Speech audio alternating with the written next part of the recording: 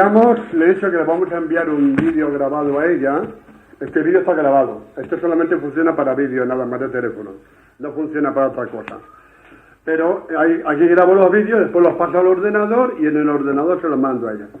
Bueno, Paquita, pues no ha sido posible la comunicación.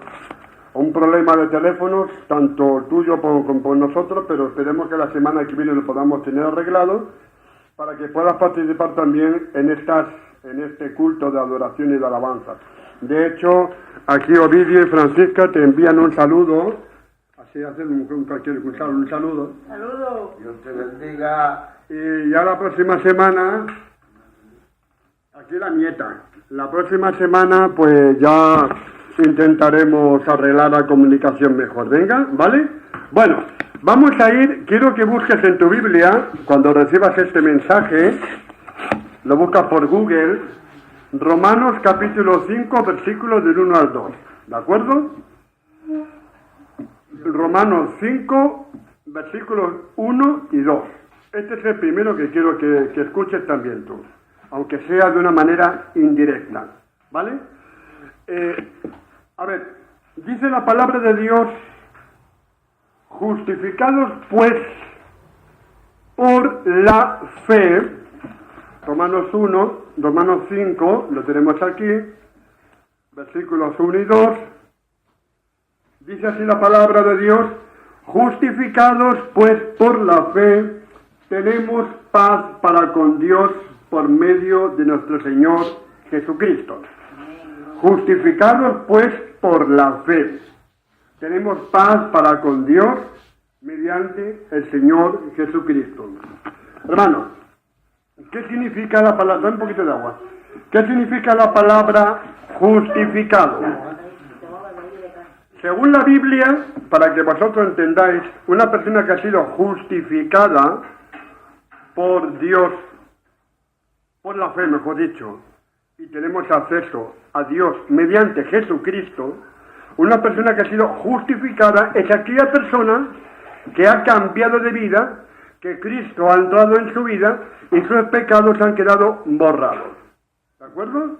De modo que siendo impuros y siendo sucios y teniendo una carga de pecados importante en nuestra vida, no podemos entrar al reino de Dios si no es con Cristo. ¿De acuerdo? Entonces, cuando alguien viene del mundo, como todos nosotros hemos venido de un mundo, todos nosotros tenemos nuestros errores, nuestros pecados,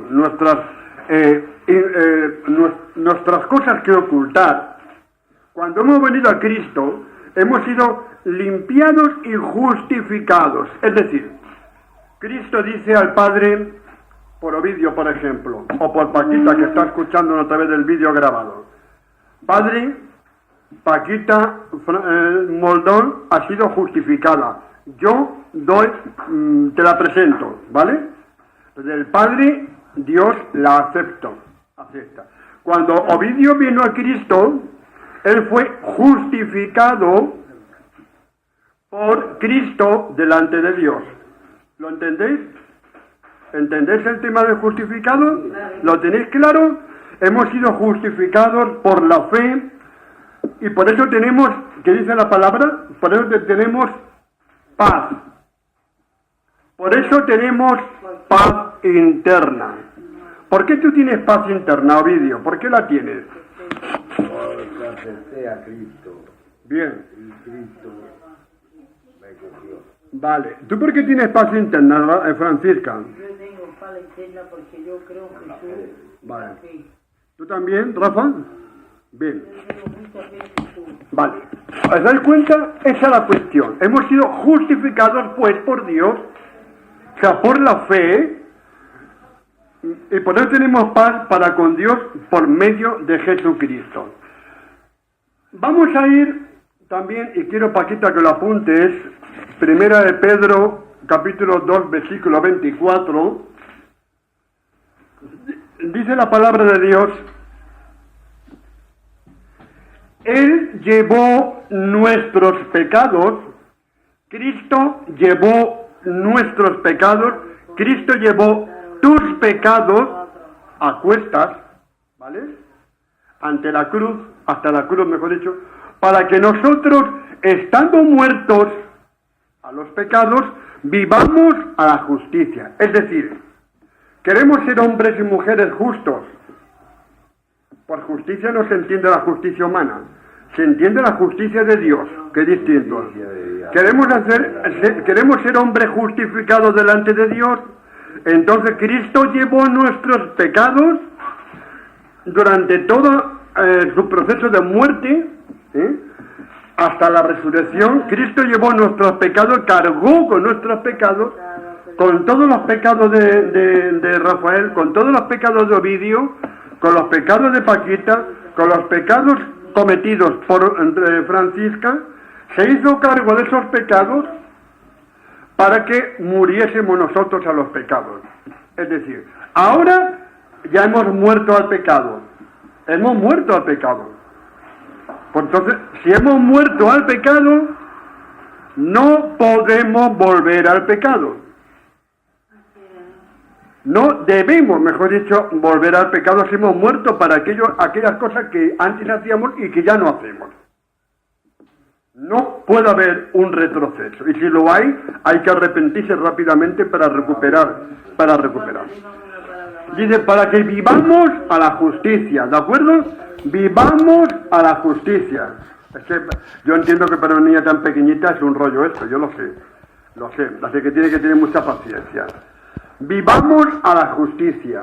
¿Tú quieres vivir a la justicia de Cristo? Muy bien. A ver, ¿cómo lo has dicho? ¿Cómo lo has dicho? ¿Yo? Sí. Bien, gloria a Dios. Yo no doy testimonio, ¿de acuerdo? Ver, cuando tú haces las cosas bien, yo no me enfado. Cuando tú te portas un poquito mal, el payo se enfada. Pero como ella se está portando Bien, yo soy una buena niña, es normal, los niños son así, hay que tener un poquito de mano de ancha.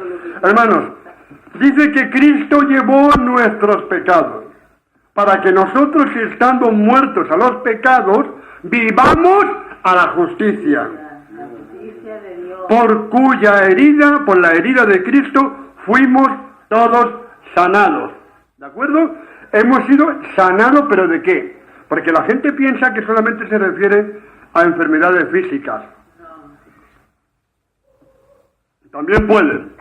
Pero cuando habla de sanidad la Biblia, se refiere a la sanidad de tu corazón, de tu alma, Rafa. Al perdón de tu vida. A la salvación de tu corazón. Que antes eras una persona desobediente a Dios y ahora eres una persona obediente a Dios. Que antes estábamos enfermos por el pecado y teníamos corrupción, teníamos pudredumbre por dentro, y ahora hemos sido lavados por la sangre de Cristo y hemos sido justificados delante de Dios por la sangre de Cristo. Por tanto, ya estamos limpios, y más limpios que esa camiseta que tienes tú, blanca. Dice que de eso hemos sido sanados de nuestros problemas anteriores, sanados de nuestros pecados, sanados de nuestras injusticias, de la enfermedad del pecado. Hemos sido sanados por Cristo, Ovidio. Hemos sido sanados por Él, la cruz del Calvario. Entonces, esa es una de las cosas que tenemos que tener clara. La palabra de Dios es muy clara. Sanados por la fe en Cristo. También conlleva que a veces el Señor haga milagros y sane personas físicamente hablando. Pero lo importante es la sanidad del alma, la sanidad del cuerpo, la sanidad del alma y la sanidad de la mente. Y el cuerpo vendrá también después. Pero hemos sido sanados por la sangre de Cristo. ¿De acuerdo? No por la sangre de María, no por la sangre de aquel santo, no por la sangre de aquella imagen, que por cierto no tienen sangre, son maderas, son maderos con una forma, y no es más que eso, un trozo de madera, que si le entra el gusano a esa imagen, la madera se pudre, y tienen que restaurarla, tienen que llevar a restauradores, pero mira, mi Cristo no se pudre. A mi Cristo no le entra ningún gusano de que comedores de madera, que le llaman litófagos, lo que se come las maderas, las polillas que se comen. A Cristo no le entra eso. ¿Cómo le va a entrar al Rey de Reyes y Señor de Señores? Mientras que hay gente que dice, hoy la imagen de no sé qué, hay que limpiarla, a Cristo no hay que limpiarlo. Cristo nos limpia a nosotros. Aleluya. A Cristo no hay que ponerle velas. A Cristo no hay que ponerle velas. Eso es. Porque el que pone la luz en nosotros es Cristo. ¿Para qué le voy a poner una vela humana a una imagen de Cristo? ¿Para qué sentido tiene eso? Pues yo antes te lo ponía. Ya lo sé, pero ¿qué sentido tiene eso? No tiene ningún sentido, es una imagen, es un trozo de madera. Ahora, Cristo es la luz de mi alma. Si Él me ilumina a mí, yo no tengo por qué iluminar a Él, no puedo iluminarlo, no puedo encender ninguna luz a Cristo. La luz que Cristo quiere que reluzca en nuestro corazón no es la que tú le pongas en una vela, no, sino la que tú seas la vela, que tú seas esa vela encendida por el Espíritu de Dios. Todo lo que hagas que sea puro. ¿De acuerdo? Que seas tú esa vela, no que compres una vela y se la pongas en la imagen. No es necesario, para nada. Pero que seas tú la vela encendida por el Espíritu Santo. Amén, gloria a Dios. Que esté siempre encendida esa vela para Cristo. Que esté siempre iluminando para Cristo. Porque en la medida que Cristo nos ilumina a nosotros, nosotros también podemos iluminar a la gente. ¿Qué quiere decir con esto? Mira, muy sencillo. La luna, cuando es iluminada por el sol, de noche, ahora hay luna llena, esta noche creo, muy bonita. ¿Por qué la luna ilumina la tierra? ¿Por qué la luna ilumina a la tierra cuando es luna llena? ¿Por qué? Porque la luna actúa como un espejo de la luz del sol. ¿Vale? O sea, el sol ilumina la luna, la luz rebota y viene a la tierra. La luna actúa como un espejo, nada más. Eso es lo que Cristo quiere que nosotros seamos, el espejo de Cristo para los demás. Es decir, que no tengas tú que encender ninguna lucecita a nadie, sino que tú seas ese espejo que viene de Dios, la luz que viene de Dios, que refleje en tu vida y la gente vea por tu vida las obras del Dios poderoso. ¿Me entendés lo que estoy diciendo? Que seamos luz en el mundo, pero una luz iluminada por Cristo. Si el sol no estuviera, si el sol no hubiera luz, la luna no podría actuar de esa manera, no sería el espejo donde la luz da y rebota, ¿a qué no?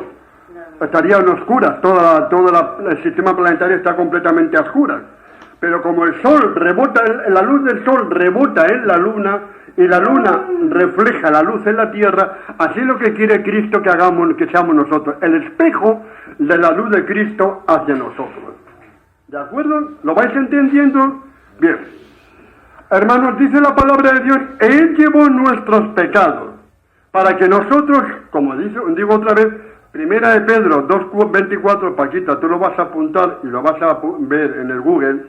Primera de Pedro o 1 Pedro 2:24, para que nosotros, estando muertos a los pecados, vivamos a la justicia y por cuya sangre fuimos todos sanados, hermanos. Ahora bien, ¿os queda claro? ¿Tenéis alguna duda? Vale. Muy bien. ¿Qué dice la palabra de Dios? Romanos capítulo 6, versículo 23. Dice la palabra de Dios lo siguiente. Porque la paga del pecado es vida. Cuidado. Ya, la pregunta viene con trampa. ¿La paga del pecado es vida? La paga del pecado. Eso es. La paga del pecado no es vida, es muerte. ¿Vale? Dice, la paga del pecado es muerte. Vamos a repetir este versículo todos en voz alta. La paga del pecado es muerte. Otra vez. La paga del pecado es muerte. Venga, repítelo tú. La paga del pecado es muerte.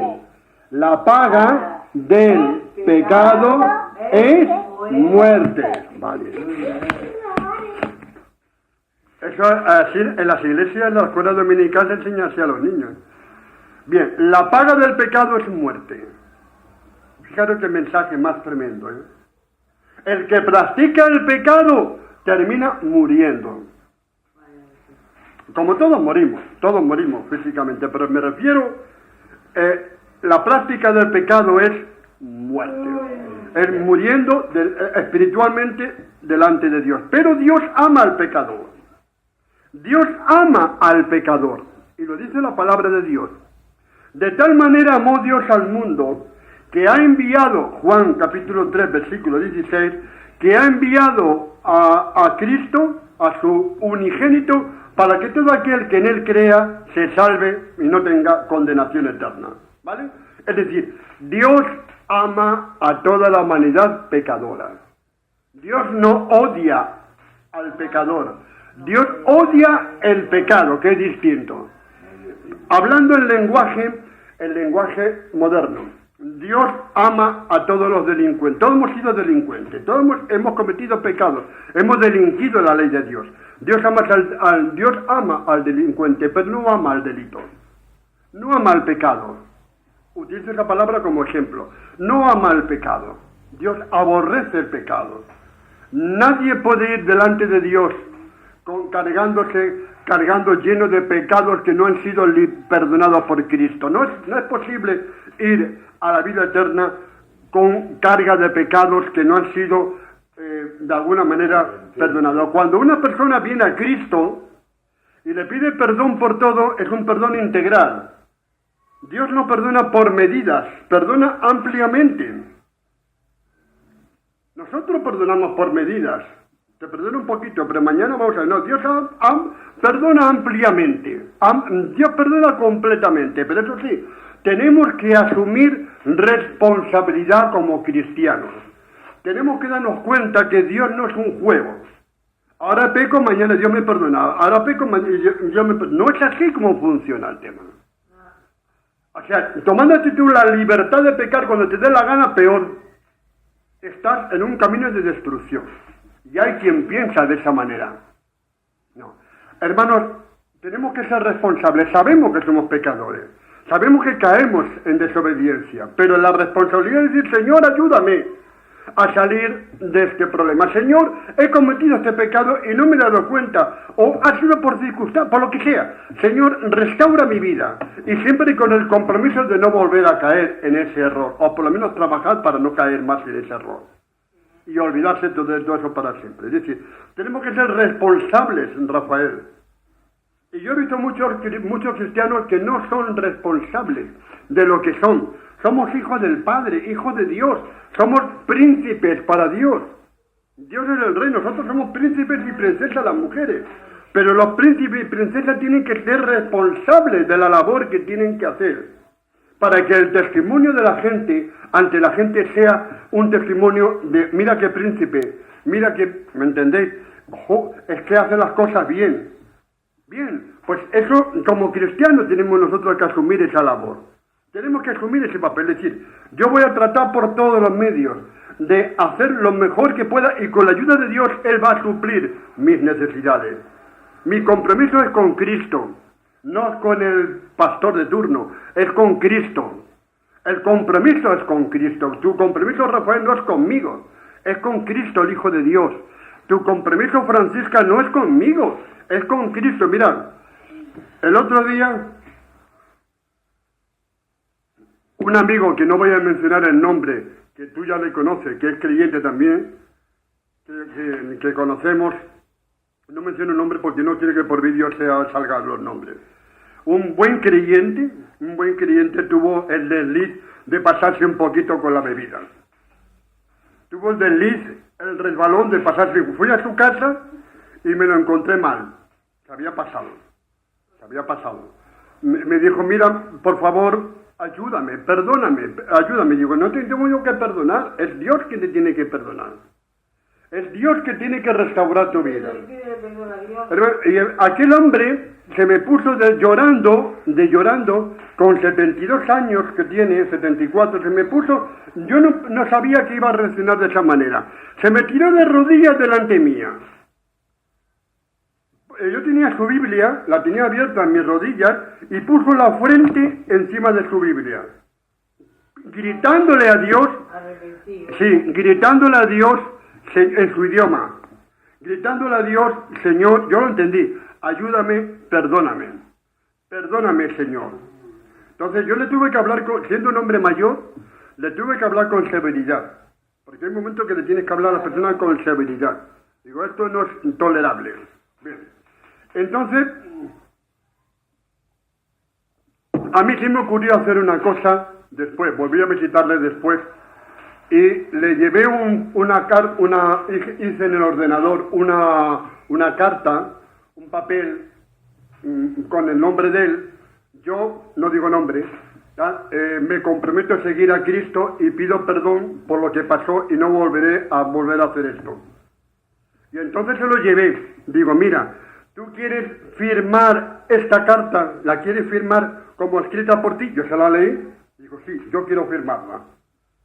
La firmó. La metió en su Biblia y ahí la tiene protegida. 2 días después fui a verle. Había cambiado por completo. Sí, pero para positivo. Había cambiado por completo. Digo, tú sabes que, dije el nombre, tú sabes que es un compromiso que yo quiero que tú lo hagas con Cristo. Y ahí lo puse, en esa carta, como si fuera escrita por él, pero él la entendió y la firmó. Ha cambiado por completo. Hermanos, por eso lo que queremos ver, que tenemos que ser responsables de nuestras vidas, ¿vale? Si yo antes hacía esto, que es malo para Dios, ahora ya no lo voy a volver a hacer. Porque es malo para Dios, y lo que es malo para Dios es malo para mí. Lo que es bueno para Dios es bueno para mí. Y lo que es bueno para mí también es de Dios. ¿Vale? Hermanos, ¿qué más dice la palabra de Dios? Hebreos 4:16. Una carta, un libro que hay en la Biblia que se llama la Carta a los Hebreos, en el Nuevo Testamento. Vamos a leerla, es muy interesante, porque ahí nos habla de algo de enorme importancia. A ver si me estoy yendo a San Pedro, Santiago, Tito, que está un poquito antes, Filipenses. Madre mía, después de tantos años manejar la Biblia, a veces me paso. Tesalonicenses, Timoteo, 2 Timoteo, Filemón. Por eso es mejor tener separatas como esta, puestas en la Biblia para ir más rápido. Hermano, Hebreos capítulo 4, versículo 16. Dice así, si no me he equivocado. Aquí.